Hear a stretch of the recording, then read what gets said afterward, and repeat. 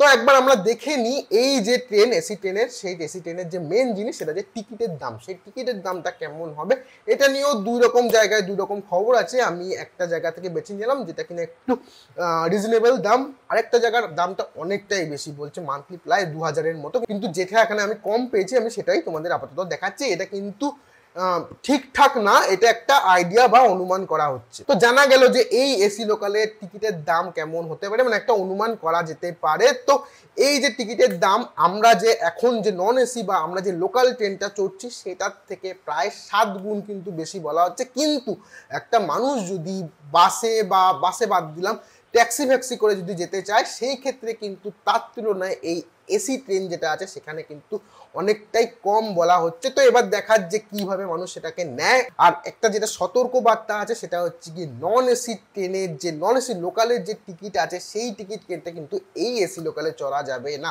আর এমন ভাবে যদি তোমরা ধরা পড়ো বা কেউ ধরা পড়ে সেই ক্ষেত্রে কিন্তু বলা হচ্ছে এই এসি লোকালের সর্বোচ্চ যে টিকিটের দামটা তার সঙ্গে 250 টাকা যোগ করে যেই টাকাটার বা যেই অ্যামাউন্টটা আসবে সেটা কিন্তু অ্যাজ এ জরিমানা হিসেবে তোমাদের দিতে হবে টিটিকে।